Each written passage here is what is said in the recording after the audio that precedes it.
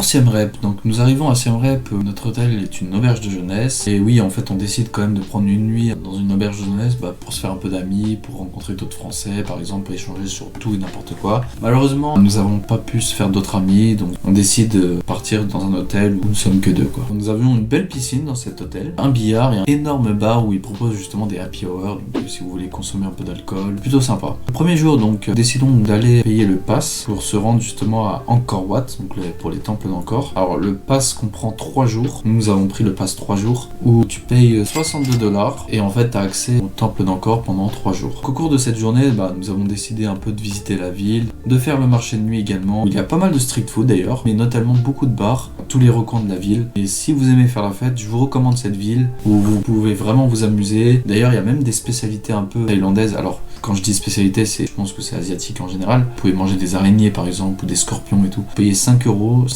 pardon. Vous avez votre petite brochette et vous la mangez. J'ai pas eu l'occasion de la tester malheureusement. Je devais y retourner après, mais finalement j'ai changé de plan, donc c'est pour ça que j'ai pas forcément testé. Nous, ce que nous avons fait sur le petit marché, nous avons profité en fait pour acheter quelques souvenirs sur le Cambodge. Donc nous avons pris des magnettes. Comme d'hab, en fait, dans chaque pays, j'ai décidé d'acheter un peu les magnettes de là-bas, quoi, parce que c'est pas très lourd, c'est transportable.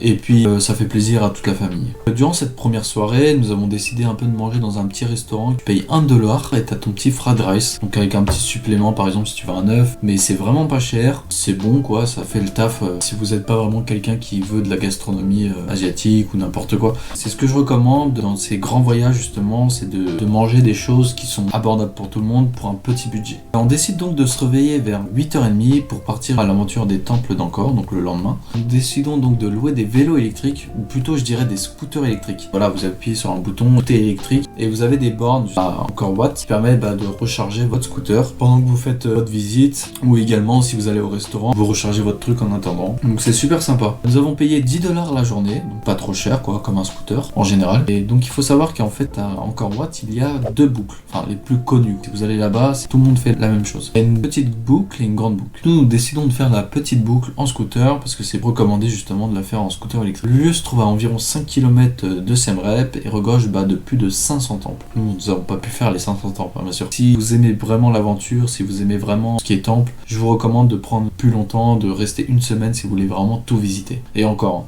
en une semaine, je suis pas sûr que vous puissiez tout visiter. Nous commençons l'aventure aux alentours de 10h30, 11h pour visiter les temples. Il faut savoir qu'on a changé d'hôtel entre temps et c'est pour ça en fait quand nous sommes partis un peu plus tard que prévu.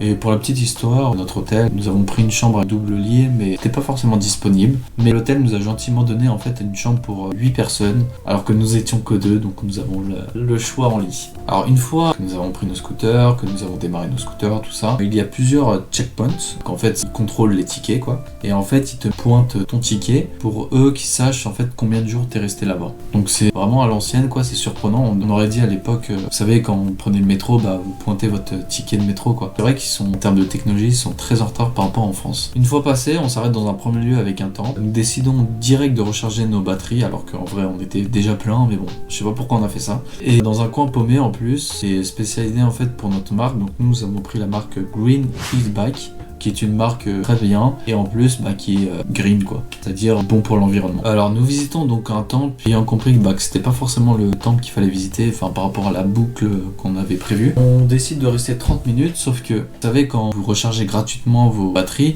vous devez en fait prendre une consommation, donc on était un peu obligé de prendre une consommation, donc nous avons pris le moins cher qui est de l'eau, mais nous avons payé quand même cher, $2 la bouteille, ça fait très très cher pour un pays pauvre quoi. Alors après c'est normal, c'est un lieu touristique, donc forcément ils augmentent les prix. Alors nous repartons ensuite dans un autre lieu où nous pouvons recharger, mais cette fois-ci en fait on décide de pas payer, on décide de mettre nos scooters, de visiter tranquillement et ensuite de revenir, prendre nos scooters puis partir. Alors nous visitons de magnifiques temples, comme vous avez pu le voir dans la vidéo justement où je présente les temples d'Angkor. Nous repartons donc dans un lieu où il y a d'autres temples. Une fois la visite donc sur les temples d'Angkor comme vous avez pu le voir, on s'est reposé un moment aussi pour aller manger. Nous avons payé un fried rice with chicken pour $5.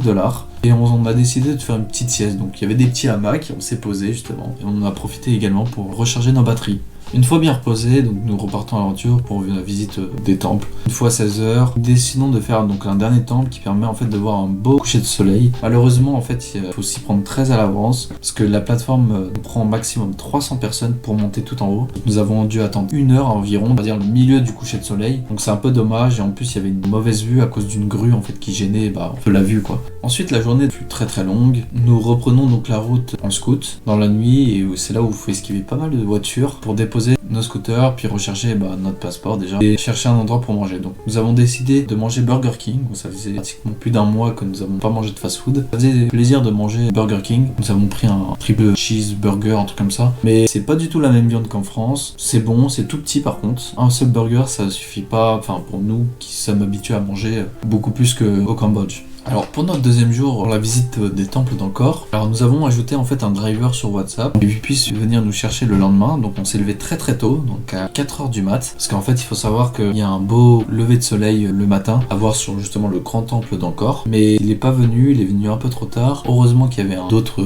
tuk-tuk qui nous attendaient et il y avait un tuk-tuk assez fou, il nous a demandé s'il cherchait un tuk-tuk. On lui a répondu qu'on attendait quelqu'un, sauf qu'au bout de 4h30, 4h45, on a décidé d'abandonner l'idée et de dire ok vas-y viens avec nous. Et d'ailleurs durant notre trajet nous avons envoyé un message pour nous dire j'arrive et tout, mais on lui a dit c'est trop tard. Après il a répondu ok et puis voilà quoi. Enfin, arrivé vers 5h du mat, on marche dans le noir pour aller s'installer vers le lac et près du grand temple d'Angkor. Le soleil arrive donc je prends pas mal de photos et franchement on voit la différence, on voit la superbe beauté du temple d'Angkor. Une fois que le spectacle est fini, on décide de visiter le temple d'Angkor. Alors malheureusement c'est vrai que quand vous connaissez pas forcément l'histoire, vous voyez des choses mais vous êtes un peu déçu parce que vous connaissez pas son histoire. Si jamais vous avez la chance de visiter les temples d'Angkor, même si c'est un peu cher, je vous recommande quand même de prendre un guide ou alors carrément vous avez votre smartphone, vous êtes sur internet et en fait vous faites la visite avec votre smartphone. Comme ça vous aurez en même temps l'histoire et ça vous permettra de comprendre un peu mieux pourquoi ils ont construit ça, pourquoi tel endroit c'est comme ça, enfin voilà, vraiment comprendre un peu l'histoire par exemple des temples d'Angkor. Alors une fois fini donc notre première visite, on décide pas forcément de tout visiter pour revenir en fait plus tard pour visiter d'autres endroits qui étaient fermés parce que c'est vrai qu'il y a des endroits où ils ouvrent plus tard, donc vers 8h par exemple, 8h30.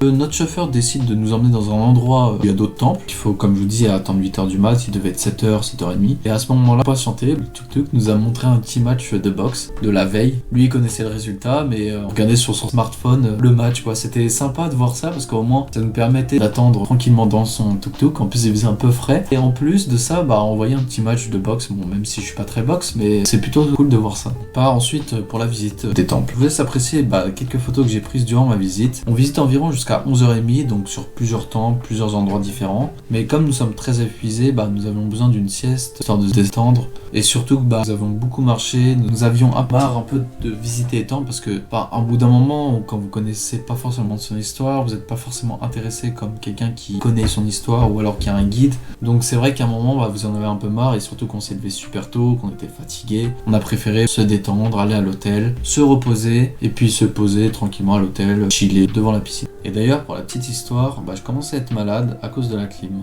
Ça a duré très très longtemps. Pour vous faire un petit résumé des temples d'Angkor, comme je disais, donc on est obligé, en fait, il y a deux forfaits. Il y a soit le forfait 1 jour, soit le forfait 3 jours. Il n'y a pas de jours. Pour moi, mon avis personnel, 2 jours suffisent pour visiter les temples. Surtout les principaux lieux, en fait, touristiques des temples d'Angkor. Alors, si vous êtes passionné par l'histoire d'Angkor, vous pouvez rester plus longtemps, une semaine à visiter et comprendre son histoire, justement, à travers un guide, à travers Internet. Et en même temps, 500 temples, c'est long à visiter. Donc, vous en avez à faire pour une semaine. C'est d'ailleurs l'activité que je recommande quand vous allez au Cambodge. Si vous allez au Cambodge, passez par les temples d'Angkor. Pour notre dernier jour à Siem Reap, nous avons décidé de se reposer, petite détente autour de la piscine. Le soir, on décide de manger une raclette. Nous avons trouvé en fait un restaurant qui proposait de la raclette. Nous avons payé 38$ pour 200 grammes de fromage et avec un peu de charcuterie. Donc c'est un peu cher, mais ça nous faisait plaisir aussi de manger un peu français, quoi. C'est vrai que quand vous mangez beaucoup d'asiatique, la bouffe française ça vous manque. Alors une fois fini, nous voulons nous faire masser les pieds, donc nous avons trouvé un masseur pour environ 10$, il me semble. Peut-être 10$, peut-être un peu moins. Je me rappelle plus trop des prix, mais ça nous a détendu pendant 30 minutes facile et franchement ça fait du bien en fait de se faire masser un peu les pieds. Vous savez, quand vous marchez toute la journée, ça fait du bien quoi, de se faire masser, de libérer un peu les toxines, etc. Une fois fini, donc nous avons repéré une salle où ils proposaient soit du catch, soit de la boxe. Et à ce moment-là, c'était un spectacle de catch, donc nous sommes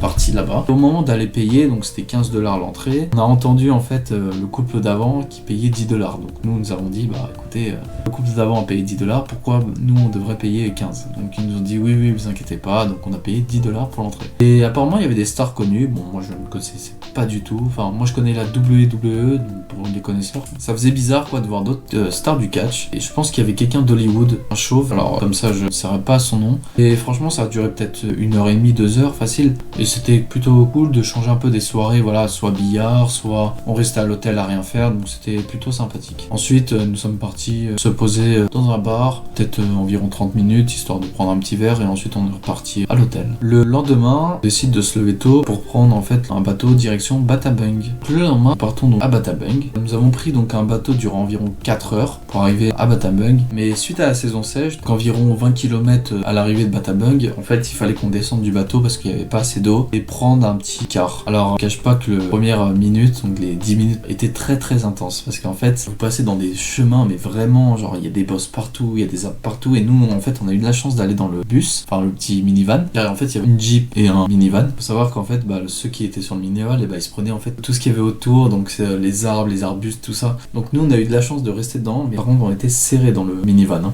Alors vraiment j'étais comme ça, je bougeais pas, il faisait chaud, c'était irrespirable. Après ça a duré 20 km, on comptait environ 45 minutes parce que le temps de passer les bosses, tout ça. Donc ça a été. Une fois arrivé à Batabang, on retrouve notre hôtel pour poser nos sacs, trouver quelque chose à manger. Alors je décide à ce moment d'appeler mon père pour prendre ses nouvelles un petit peu, qu'est-ce qu'il fait. Et j'ai une histoire à vous raconter, et d'ailleurs elle sera dans mes anecdotes. À vous de regarder cette vidéo. Nous sommes ensuite partis dormir car le lendemain nous avons une activité à faire, et durant cette nuit j'avais super froid, ce qui m'a fait augmenter mon rhume. Donc là je commençais vraiment à être malade. Le lendemain on se lève pour aller vers le fameux Bamboo Train. Alors en fait c'est un train fait en bambou avec 4 roues et un moteur, donc comme vous avez pu le voir dans la vidéo, et tu peux vraiment, comme un Lego, tu peux vraiment tout enlever. Donc tu peux enlever le support, là où en fait où tu t'assois. Le moteur lui il bouge pas, mais tu peux enlever ça, et ensuite tu peux enlever les roues pour enlever le train. Nous prenons donc le Bamboo Train pour aller à un village qui se trouve à environ peut-être 20 minutes en Bamboo Train, et nous avons dû descendre 2 fois donc pour laisser passer des personnes arrivant de face qui eux rentraient justement du village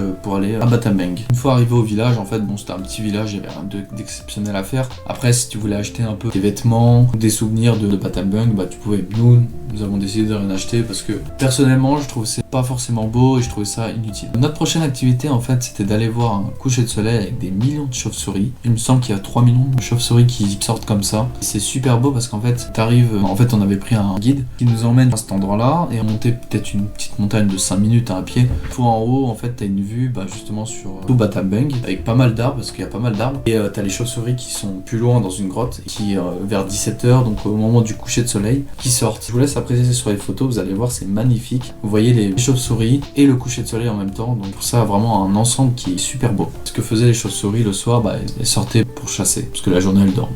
Et d'ailleurs pour la petite histoire, quand vous montez une petite montagne, faut faire très attention parce que j'ai glissé 2-3 fois, donc c'est un peu raide. Une fois en haut ça va quoi, vous tenez, après vous faites très attention quoi. Ensuite nous sommes partis manger, donc on avait pris un petit restaurant. Nous sommes ensuite allés dans un petit bar où il y avait des Français, donc on a discuté un peu. On a appris justement le billard khmer. La différence entre le billard classique et le billard khmer, c'est que vous avez des cartes dans la main, c'est tous les numéros des boules en fait sur billard, donc 1, 2, 3, 4, 5, 6, 7, 8, 9 il me semble. Suivant votre main, par exemple vous avez un 1, vous devez rentrer là une. Si vous rentrez une autre boule, vous piochez des cartes. Je vous mettrai un lien justement sur les règles mères du billard et puis vous irez voir comment jouer. Nous sommes partis se coucher parce que le lendemain on décide de changer de ville et d'aller à la capitale, donc Phnom Penh.